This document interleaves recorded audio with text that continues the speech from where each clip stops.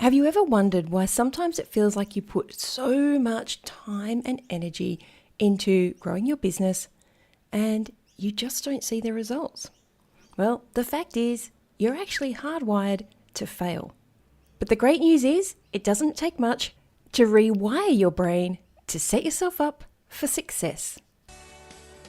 Welcome to the Bringing Business to Retail podcast, where I, Selena Knight, share strategies, interview retail revolutionaries, and delve into the minds of e-commerce experts to help you grow a profitable, independent retail or e-commerce business.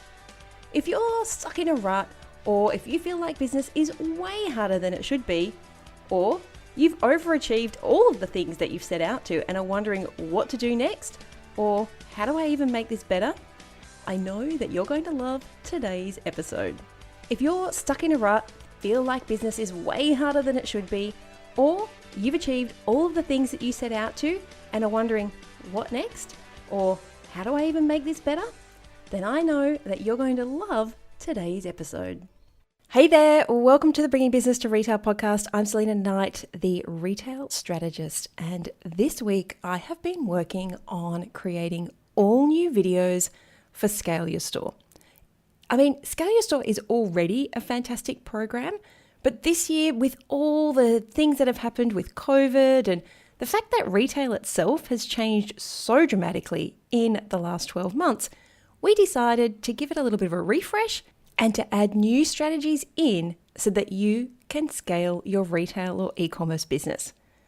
So this week I've been all about recording videos and writing scripts, and you would not believe it. Every time I sat down to record one of the videos, there was some kind of noise going on. It would be dead quiet. I live in a very residential street, but it would be dead quiet, and I'd be like, oh, okay, perfect time. Pull out the camera. I'm very lucky to have my own home studio. So pull out the camera, turn on the lights, put my hair and makeup on, and in that sort of 10 or 15 minutes, inevitably, someone would start a chainsaw, or the next door neighbor would start mowing their lawn, or my other next door neighbor started planing a picnic bench. He's still planing that picnic bench. He's been doing it for about a week now. It just is so frustrating. And realistically, it would be easy for me to just throw my hands in the air and say, why should I bother? Clearly the universe is against me. Every time I do this, it's hard. Hey, before we jump any further into this episode, I just wanted to remind you that my free video series, the Retail Breakthrough Series, is now available. If you want to move from being an overworked and underpaid shopkeeper to be the retail CEO of your business, if you want to step off the hamster wheel of hope, hoping that you've got enough money at the end of the month to pay all the bills, crossing your fingers and hoping enough people come to your store or come to your website, then head over to selenaknight.com/breakthrough and get your front row seat before it's gone. Okay, back to this episode. So I can throw my hands up in the air and say it's all too hard and go back to doing something that is easy and is just busy work that is filling in my time. Or I can push myself out of my comfort zone and do something that makes me feel a little bit uncomfortable, but I know is going to make a huge difference in my business. And that little something is just go next door and ask my next door neighbor if he could plane a little bit later in the day. Now, sure, he might say no, but if I don't ask him, then all I'm going to do is focus on the easy, busy work stuff instead of the thing that I know I need to do to grow my business. And it's funny because I had this exact same issue come up with one of my one-on-one clients this week. Now, it wasn't about recording videos and next door neighbors planing their picnic benches. It was about her stepping up into her role as the CEO and identifying which of her store team members would be a great store manager and then going and implementing it. But of course, that is a little bit uncomfortable. You're going to have some uncomfortable conversations around the people who don't become the store manager. You're going to have some uncomfortable conversations about remuneration and days that are going to be worked. And I knew this was going to be a little bit of a sticking point. But the fact is, the business wasn't going to grow if nobody was in charge of the store, if no one had the formal delegation of being the store manager. And so her mission for this week was to put that store manager in place. Now, I know when there's going to be a sticking point that I might have to do a little bit of gentle prodding. So it did take several text messages and a couple of emails for this to be kicked into gear. When I checked in, she rattled off a list of all the things that she'd done. However, was putting that store manager in place one of them? No. The easy part is knowing that you need a store manager. The hard part is choosing somebody out of your team when they're all fantastic and giving them the role. And look, uncomfortable situations come up all the time. I would say, if not every day, pretty much at least once a week. If you own a business, you're going to have to put yourself into some kind of uncomfortable situation. Maybe it's calling a supplier and trying to find out where your stock is. It could be dealing with a really cranky customer, or perhaps you've got that team member that's just underperforming. So think about the last time you were in any of those uncomfortable situations, whether they're big or small. Did you jump in and tackle the uncomfortableness straight away? I'm guessing if you're like the majority of people, the answer is no. You put it off and you put it off and you put it off. Or on the flip side, you do take some action, but it's very half-hearted and it certainly isn't going to fix the problem. Now, this doesn't always have to be a negative situation in your business, like a customer complaint. Sometimes, in fact, dare I say it, quite often, we put off or take half-hearted action on things that are actually going to make us more money and drive our business growth forward. It can be a strange situation because most business owners want to grow their business. They want to make more money. But when it comes to taking the specific action to do so, suddenly everything else becomes a priority. So let me give you another example of how this showed up for one of my clients in their business. She'd done the groundwork and worked out her revenue goals and then worked backwards to map out how many stores she would need to approach every single week if 1 in 4 stores ordered her minimum opening order value of, I think it was $750. So she had her target numbers there, and each week I would check in with her and see if she was hitting those targets. Now, on the surface, she was doing all the right things. She was contacting the right number of stores, but the sales weren't coming in. So I did a little bit of digging. After a few weeks where only a couple of orders had come in, I said to her, tell me the names of the stores that you are approaching, and I'm going to have a look at them. And so I did, and she started rattling off these stores, and some of them didn't even have websites. Some of the types of stores that she was approaching weren't her ideal demographic, so things like hairdressers. And it became really clear that what was actually happening was she was avoiding contacting the kinds of stores that would put the orders in, that were going to make a change in her revenue. She was doing the work, but what really was happening was the fear of being rejected by these stores was stopping her from approaching them.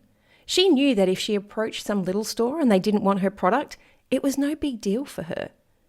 But this fear of approaching the kinds of stores that would make a huge difference in her revenue growth and also her brand growth was holding back her sales, and it was holding back that product exposure. Now, the good news is once she accepted the fact that this fear of rejection was holding her back, we just found a way around it. And within a month, there were multiple meetings set up with suitable potential stockists, and it wasn't long before the orders came rolling in.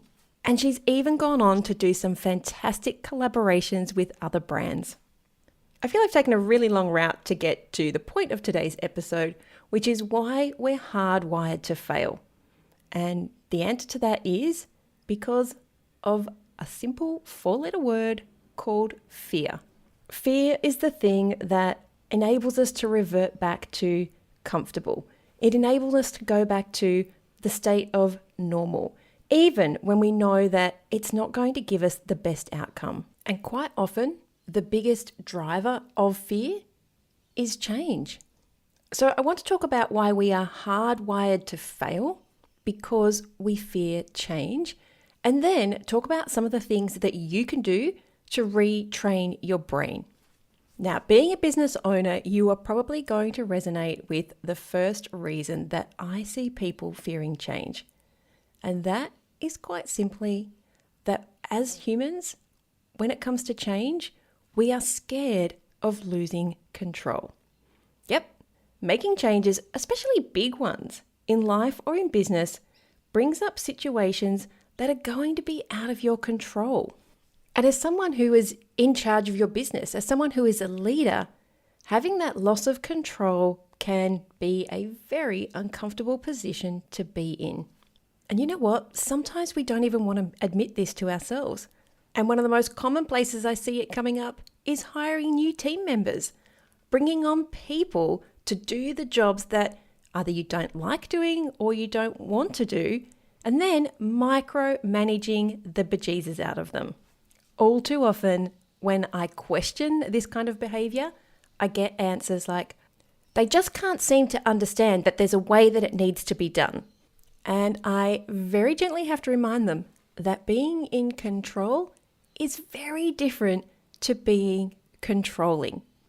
And of course, if you want something done a specific way, you need to go and put a process in place, record a video, write it down. So if you've ever found yourself in any of those kinds of situations or something similar, I want you to ask yourself now, am I scared of success? And most people are going to say no. Most people are going to say that they want success. But think about the actions that you're taking right now. Are they putting you in that uncomfortable place? Are they giving you the best chance of success? Or are you finding excuses? Are you doing busy work or only putting in a half-hearted effort? And so a great exercise that you can do if you think that the fear of success might be holding you back is something as simple as writing down all of the negative things that come with your version of success. So let's keep on with this example of your business.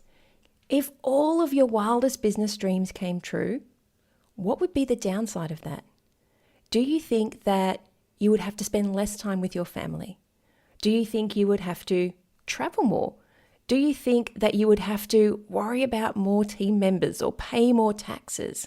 Do you fear that you would have to work more hours and put more energy in? And those are all common fears that I hear from retail and e-commerce store owners when it comes to the fear of success. The good news is, once you write them down, you can take the action steps that you need to ensure that they don't happen.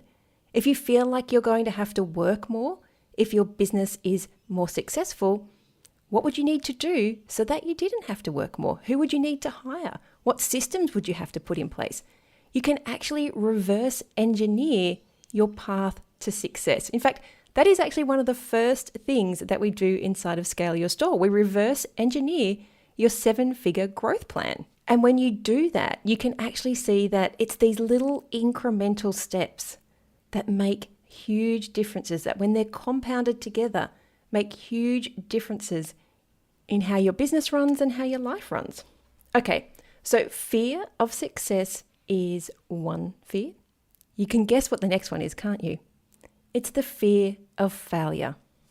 And I have to say, for most entrepreneurs, we want to save face. We never want people to think that we failed. We don't want other people to think that we took a chance and maybe it didn't end up like exactly where we thought it would be, or we didn't get as quickly to the end goal, or you don't want people to know that you're up late at night, slaving away, loading products onto the website, or the business isn't as profitable as it appears from the outside.